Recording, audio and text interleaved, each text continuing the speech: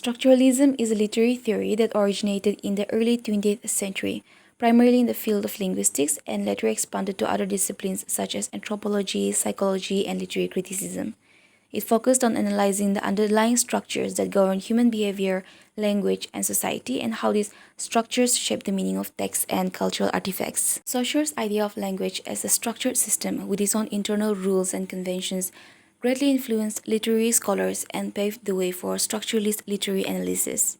Structuralists viewed texts as intricate networks of interconnected elements where meaning was not simply derived from individual words or sentences, but rather from their placement and relationships within the larger structure. And by examining the underlying structures and systems that govern language and literature, Saussure's work therefore revolutionized literary theory and provided a framework for understanding how meaning is created in written works. Roland Barthes is a French literary theorist who explored the role of language and science in culture. His essay, The Death of the Author, 1967, challenged traditional notions of authorship and argued for the importance of the reader's interpretation. Roman Jakobson is a Russian linguist who contributed to the development of structural linguistics. He emphasized on the importance of linguistic functions and the interconnectedness of various elements in a communication system. Claude Lévi-Strauss is also a notable structuralist. He is a French anthropologist who applied structuralist principles to the study of myth and culture. His influential work, The Raw and the Cooked, 1964, examined the structural patterns found in mythology across different societies. There are also other structuralists. They are C.S. Peirce, Vladimir Propp, A.J. Grimas, Gerard Genette, and Mikhail Bakin. Binary opposition is a key concept in structuralist literary theory. It posits that meaning is derived from the contrast and interplay between two opposing elements or concepts. These opposing pairs are seen as fundamental units of meaning and they shape our understanding of text and the world. For example, light and dark, good and evil, male and female are common binary oppositions. Structuralists argue that these oppositions structure our thought and impose a sense of order and meaning into the world. The significance lies not in the individual terms themselves but in their relational nature. Binary oppositions are seen as foundational structures that underpin language, culture, and literature, and analyzing these oppositions helps uncover deeper meanings and underlying systems of thought. Structuralist thinkers such as Roland Barthes and Claude Lévi-Strauss explored the concept of binary opposition to decipher the underlying structures and codes within texts and cultural phenomena. Lang and Perrault. Ferdinand de Saussure introduced the distinction between Lang and Perrault. Lang, according to Saussure, refers to the underlying system and structures of a given language, including its grammar, rules, and vocabulary. On the other hand, Perrault refers to the actual speech or language used by individuals in specific contexts. Saussure argued that studying Lang is more important for understanding how language functions, as Perrault is variable and dependent on individual usage. Synchronic and Diachronic. Structuralists employ the distinction between synchronic and diachronic approaches to language. Synchronic analysis focus on studying a language system at a specific point in time, examining its internal relations and structures.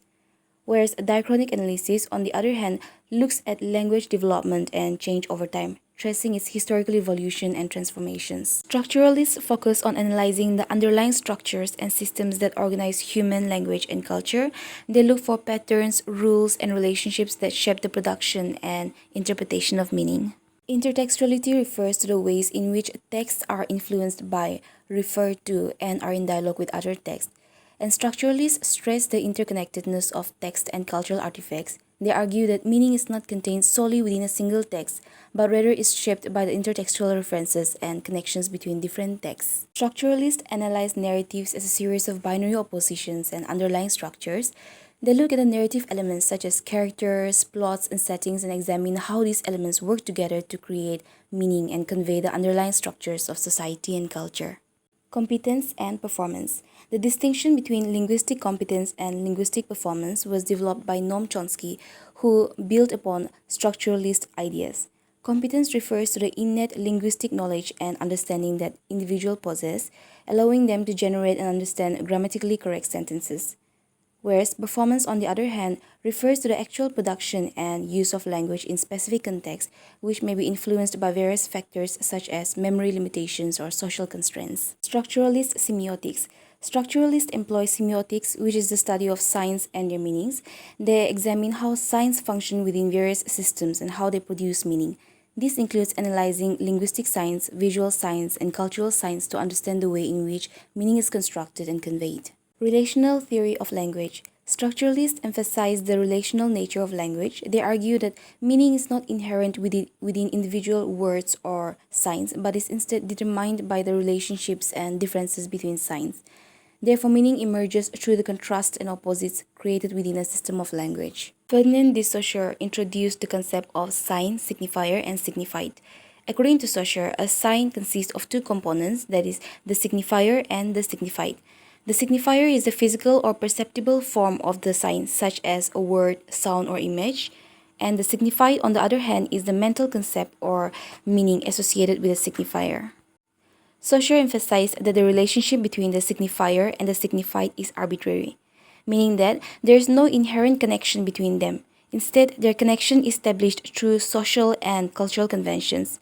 The signifier and signified together form the sign, and they are inseparable and mutually dependent. Saussure's theory of sign laid the foundation for semiotics, the study of signs and their meaning in language and other systems of communication. Structuralism has been criticized for several reasons. Firstly, critics argue that it is too focused on the text itself, ignoring the socio-historical context in which it is produced. Structuralists are accused of overlooking the role played by social and historical factors in shaping the meaning of a text. Secondly, critics suggest that structuralism failed to consider the role played by the reader in creating meaning.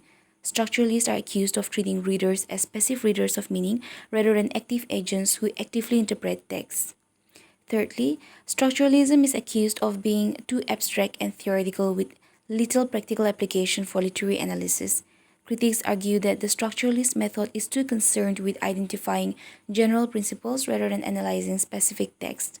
Finally, structuralism is also criticized for being too deterministic and reductionist, reducing the complexity of literary text to a set of underlying structures and codes. Overall, while structuralism has contributed significantly to literary studies, it has been criticized for its narrow focus on abstract nature and limited applicability to literary analysis. In conclusion, structuralism focuses on the underlying structures that govern the meaning of language and literature. The theory emphasizes the interconnectedness of various elements in literature, such as plot, character, and symbolism, and how they contribute to the overall meaning of a text. Structuralism also holds that language and literature are not arbitrary but are governed by certain rules and codes that can be studied and analyzed.